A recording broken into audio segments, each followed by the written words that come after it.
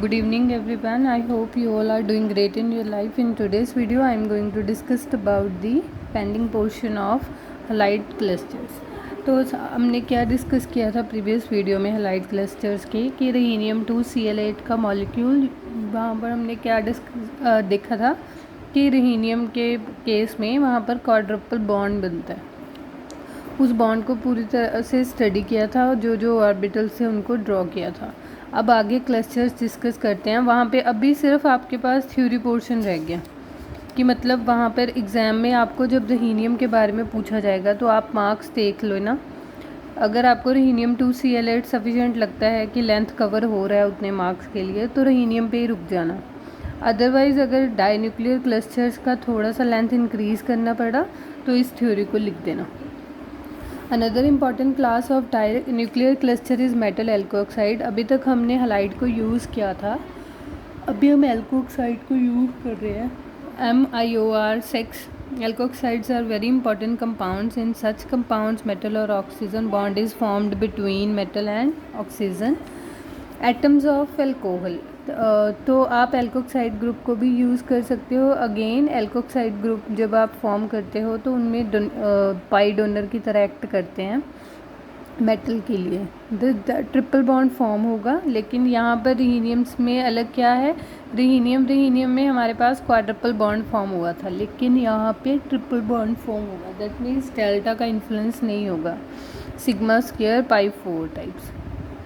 ठीक, तो डाईन्यूक्लियर आपने ड्रॉ किया, उसे हलाइड से जब आप रिएक्शन करोगे, क्योंकि ये कैसे बिहेव कर रहा है, जैसे कार्बन कार्बन ट्रिपल बॉन्ड करता है, कार्बन कार्बन ट्रिपल बॉन्ड पे भी आप एडिशन रिएक्शन परफॉर्म कर सकते हो, उसकी अनसैचुरेशन ख़त्म कर सकते हो।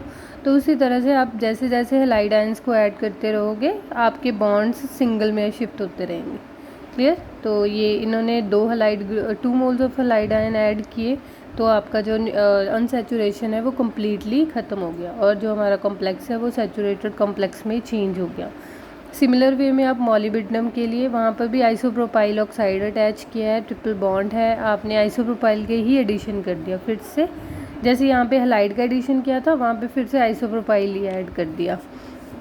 तो आप किसी भी वे में अपना डाईन्यूक्लियर क्लस्टर का रिएक्शन 1-2 रिएक्शन दे सकते हो, ये ईजी है। पहले आप सिर्फ डाईन्यूक्लियर क्लस्टर लोगे एल्कोक्साइड का, फिर हलाइड ग्रुप ऐड कर दोगे तो आपको मिल जाएगा। The compounds W2OPR6 can be dimerise into W4। तो यहाँ पर आप ब्लूमिंगटन शफल का डिस्कशन कर सकते हो, क्योंकि ये रेडली डाइमराइज हो जाता है और डाइमराइज होने के बाद ये 4 मेंबर स्पीशीज़ में चेंज हो जाता है। उस 4 मेंबर स्पीशीज़ को ब्लूमिंगटन ने इस जहाँ पर ये डिस्कवरी हुई थी, जिस सिटी में ये डिस्कवरी हुई थी, that's why we call it as Bloomington shuffle. Basically कुछ भी नहीं है, यहाँ पर आपने सिर्फ ऑक्सीजन को, ये वाले ऑक्सीजन को बेंड किया, इनको स्ट्रेच किया, इसको स्ट्रेच किया, इसको आगे की तरफ इसको बेंड किया और इसको स्ट्रेच किया, तो आपको इस तरह का इंटरमीडिएट मिल जाएगा। इस इंटरमीडिएट को हम क्या बोलते हैं, ब्लूमिंगटन शफल। और नेक्स्ट फिर से आपके पास अरेंजमेंट में क्या आएगा, पहले यहाँ पर ब्रिजिंग ग्रुप्स थे ऑल्टरनेट पे, और जब आप इंटरमीडिएट से गुजरोगे तो आपके जो रिजल्टिंग ग्रुप है वो यहाँ पे आ जाएंगे। क्लियर? बस इतना सा शफल है। The compounds of formed by molybdenum और tungsten are also M2L6 type trigonal antiprismatic structure. तो ये भी आपके पास बेसिकली डाईन्यूक्लियर क्लस्टर्स ही हैं। 2 मेटल्स हैं, 3 लिगेंड्स अटैच किए हैं, लेकिन यहाँ पे क्या होगा कि अभी जब आपके पास M2L8 टाइप था, रहीनियम 2Cl8 टाइप, तब आपके पास delta to delta star transition थी, राइट। लेकिन यहाँ पे delta to delta star transitions की जो एनर्जी है वो मर्ज हो जाएगी, वो सिग्मा में जाना शुरू कर देगी। तो उसी तरह से आपके पास यहाँ पे सिर्फ डायग्राम डिस्कस करना है, कुछ भी करना नहीं है। यहाँ पे देखो लेफ़्ट साइड पे आपको M2L6 बोला हुआ है, ये आपके पास मेटल के ऑर्बिटल्स हैं। यहाँ पे M2L8 की स्पीशीज़ रेडी होती है और यहाँ पे M2L8X2 लिखा हुआ है।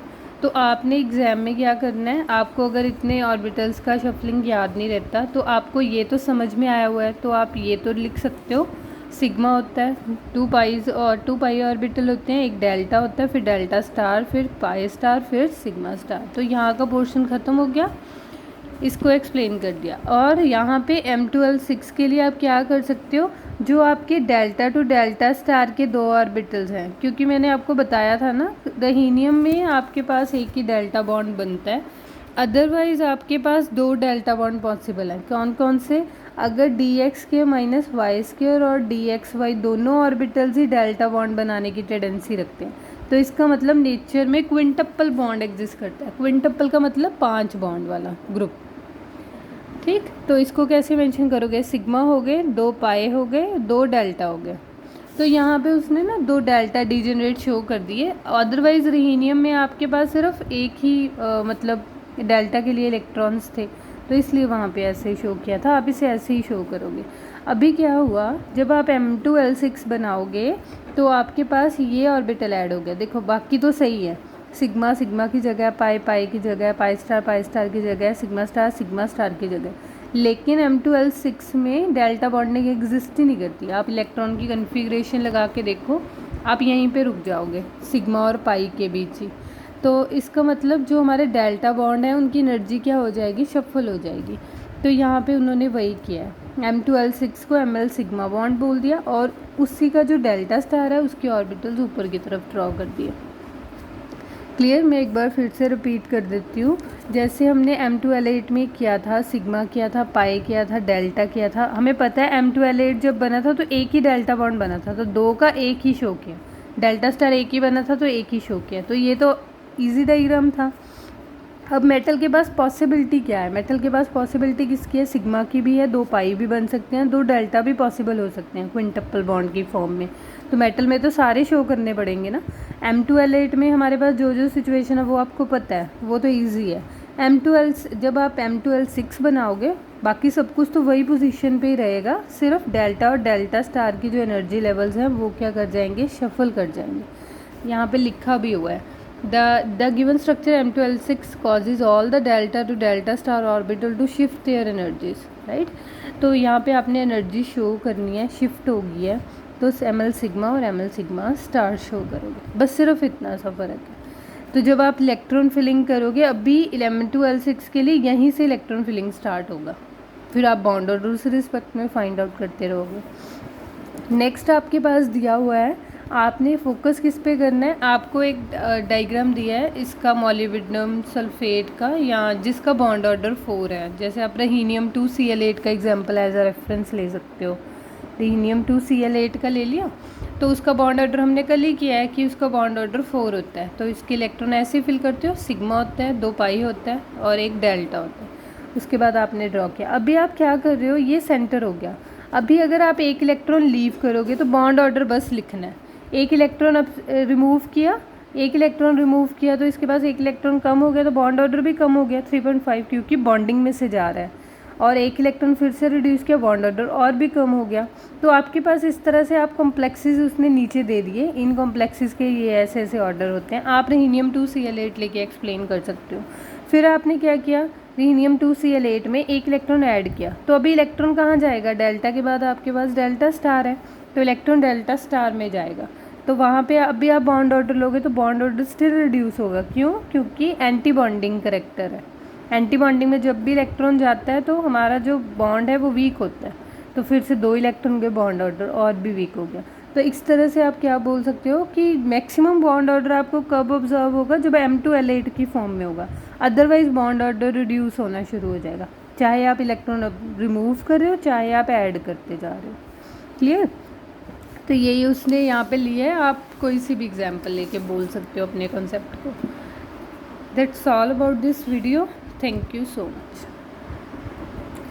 यहाँ पे अभी नेक्स्ट आप क्या कर रहे हो, try nuclear clusters. Try nuclear clusters में सिंपल से हैं, किसी में भी आपको ऐसे बॉन्डिंग को एक्सपैंड करके नहीं पूछा, क्योंकि अभी आपके पास जो क्वाड्रपल बॉन्ड है वो सिर्फ रहीनियम 2Cl8 में ही विजिबल होता है। तो यहाँ पर आपने सिर्फ नॉर्मल थ्योरी की मेंशन करनी है। अगर आपको क्लस्टर्स में नोट लिखना आता है तो क्लस्टर में हमारे पास कितने क्लस्टर्स पॉसिबल हैं, di nuclear, tri nuclear, tetra nuclear, hexa nuclear. Apart from that आपके पास जिंटल आयंस और सुपर कंडक्टर्स जो हमारे पास शेवरले फेजेस होते हैं वो आप यहाँ पे हैलाइड क्लस्टर्स के अंडर वो डिस्कस कर सकते हो। तो अगर आपको एग्जाम में right A note on clusters आता है तो आप सारे क्लस्टर्स को कवर करते आना, लेकिन ज़्यादा स्ट्रेस किस पे देना है, rhenium 2Cl8 को प्रॉपर एक्सप्लेन करना है, ठीक है, ताकि अगर 12 मार्क्स का क्वेश्चन है तो एग्जामिनर को 6 मार्क्स तो डाई न्यूक्लियर में ही देने पड़े। फिर उसके बाद आप ट्राई में थोड़ा सा लिख दोगे, ट्राई के लिए साथ एग्जाम्पल ले लेना, फिर टेट्रा के लिए, हेक्सा के लिए, और उसके बाद आपके पास जो शेवरल फेजिंग है बेसिकली वो हेक्सा की एग्जांपल्स ही हैं, तो वो आप कंसिडर कर सकते हो। कई बार शेवरल फेजेस पे आप और जिंटल आयन पे आपको अलग से नोट लिखना आता है 4 मार्क्स में कंपलसरी क्वेश्चन में, तब आपको कंपलसरी करना पड़ेगा। क्लियर? तो यहाँ पे अभी स्टार्ट करते हैं। ट्राई न्यूक्लियर क्लस्टर्स में आपके पास 3 मेटल एटम्स हो गए, तो रिहीनियम की कन्फिग्रेशन अगेन ईच की +3 कन्फिग्रेशन है, 5d4 कन्फिग्रेशन, और रिहीनियम बॉन्ड यहाँ पे single bond, if we assume rhenium single bond is present then molecule should be paramagnetic, क्योंकि 3 इलेक्ट्रॉन बच जाने चाहिए थे। पर जो रिहीनियम 3Cl9 का क्लस्टर है वो भी डायमैग्नेटिक नेचर का है, तो इसका मतलब each rhenium atom doubly bonded to its neighbour atom, यहाँ से भी डबल बॉन्ड है, यहाँ से भी डबल बॉन्ड है नेबर एटम्स के साथ, इस रिहीनियम के साथ भी और इस रिहीनियम के साथ भी। आपने भी ऐसे ही रखना है इसको, सिंगली बॉन्डेड ही, आप सिर्फ कंसेप्ट समझा रहे हो। In this cluster, the bond length rhenium is 240 to 250 picometer, which is shorter than the average bond length of 275 in metal crystal.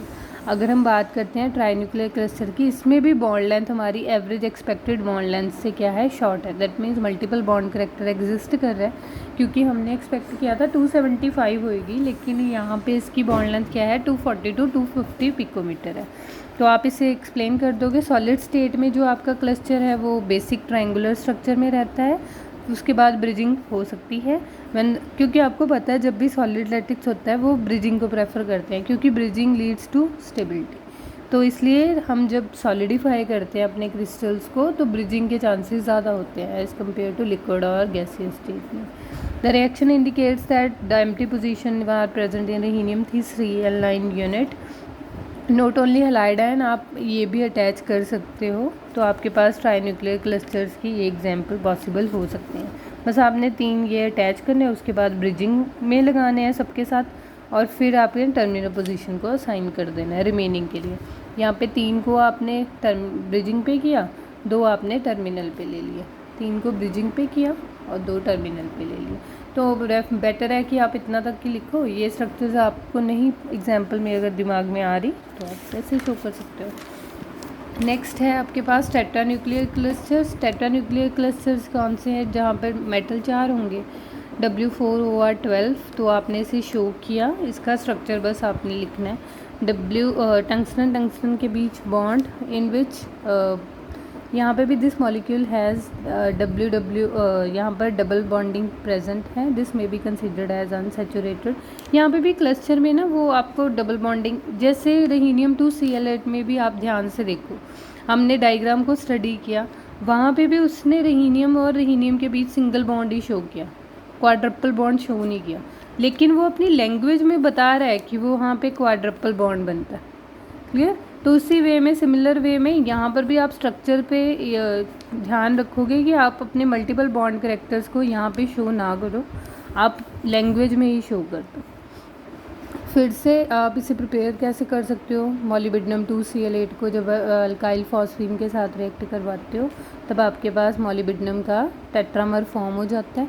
तो उसकी स्ट्रक्चर ऐसे दी हुई है, यहाँ पे आपके पास ये मॉलिब्डेनम की पोजीशन है, और जो आपके पास अल्काइल फॉस्फीन है उसको हमने बड़े सर्कल के साथ शो किया हुआ है, और क्लोरीन को हमने छोटे सर्कल के साथ एम्प्टी के साथ, ये शेडेड सा है थोड़ा सा, तो आप ऐसे शो कर सकते हो।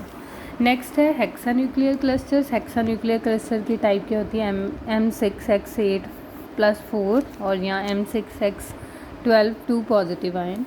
तो वहाँ पे आपके पास जो एग्जांपल रहती है मॉलिब्डेनम 6Cl8 Cl4 जो आपकी प्राइमरी वैलेंसी है, Cl8 आपकी कोऑर्डिनेशन को सेटिस्फाई करती है, यानी कि आप फोकस किस पे करोगे, अपनी सेकेंडरी वैलेंसी पे, क्योंकि कोऑर्डिनेशन नंबर इससे ही बनेगा।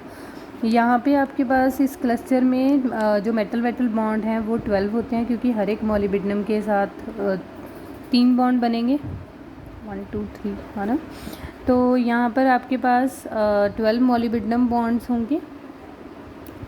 तो thus each molybdenum utilize 1 electron pair is thus normal single bond. और यहाँ पर लेटिक्स में आपके पास जो सिंगल बॉन्ड होंगे वो भी नॉर्मली सिंगल बॉन्ड ही होंगे, लेकिन डाइन्यूक्लियर और ट्राइन्यूक्लियर और टेट्रान्यूक्लियर में मल्टीपल बॉन्ड करेक्टर एग्जिस्ट करता है।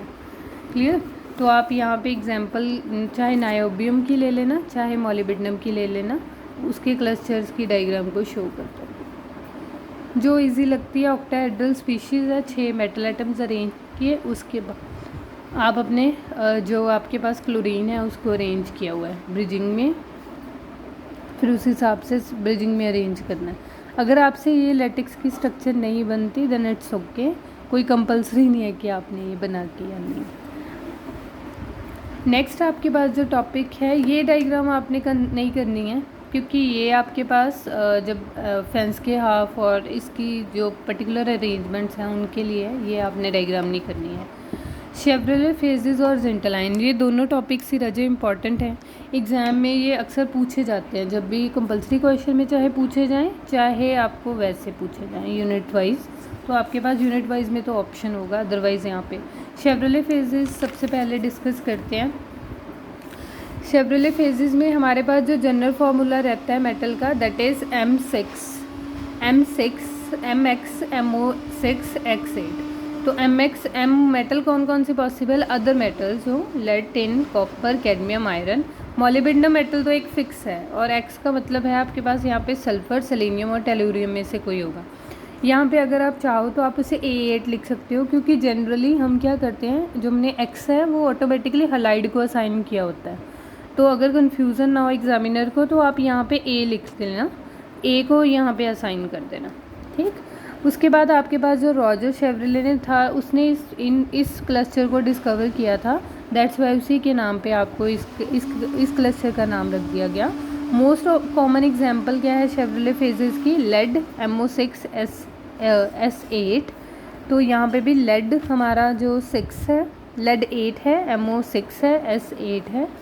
ये एक सुपर कंडक्टर की तरह बिहेव करते हैं। सुपर कंडक्टर्स क्या होते हैं, ऐसा जो ग्रुप्स हैं जिनकी कंडक्टिविटी इतनी ज़्यादा नहीं होती, लेकिन कोई सडन टेम्परेचर में ये exceptionally high conducting property show करते हैं, यानी कि करंट कैरिंग कैपेसिटी इनकी बहुत ज़्यादा हो जाती है एट पर्टिकुलर टेम्परेचर। तो जो इनका कर्व होता है एकदम से वेवी सा हो जाता है। तो इन दिस स्ट्रक्चर यहाँ पे आपके पास अगर आप इस क्लस्टर को समझोगे ध्यान से, तो सबसे पहले आप क्या करना, लेड का क्यूब ड्रॉ करोगे, क्यूब जो अपने आइज़ के सामने फेस करता हुआ, वहाँ पे लेड को पोजीशन दोगे। फिर आप एक क्यूब ड्रॉ करोगे टिल्टेड, अगेन सल्फ़र का एक क्यूब ड्रॉ किया, पर वो टिल्टेड ड्रॉ करना थोड़ा सा।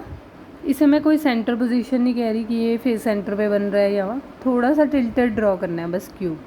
और उसके बाद जो आपने मॉलिब्डेनम को पोजीशन करना है, वो हर एक फेस सेंटर पे क्या करना, सल्फ़र की मॉलिब्डेनम को प्लेस कर देना, ठीक। तो यहाँ पर उसने डायग्राम थोड़ी नीट एंड क्लीन रहे, दैट्स वाई उसने मॉलिब्डेनम को जो आयन है उसको साइड में आपको मेंशन कर दिया कि मॉलिब्डेनम को आप ऐसे शो कर रहे हो। आप चाहो तो पूरे क्लस्टर के लिए जैसे अभी हमने किया था नोटेशन, आप ऐसे भी कर सकते हो। इसको मैं ये आप ये बोलोगे क्लोरीन, आपने सल्फ़र को बड़ा ले लिया और इसको शेडेड, तो आप वैसे भी कर सकते हो। अगर आप ऐसे शो कर रहे हो तो इट्स ओके। नेक्स्ट आपके पास टॉपिक है दैट इज़ जिंटलाइन। जिंटलाइन क्या होते हैं, नेक्ड क्लस्टर्स होते हैं, यानी कि ऐसे क्लस्टर्स जिनमें लीगेंड का कोई रोल ही नहीं है in order to make that cluster. तो कई बार इनको नेक्ड क्लस्टर भी बोल देते हैं।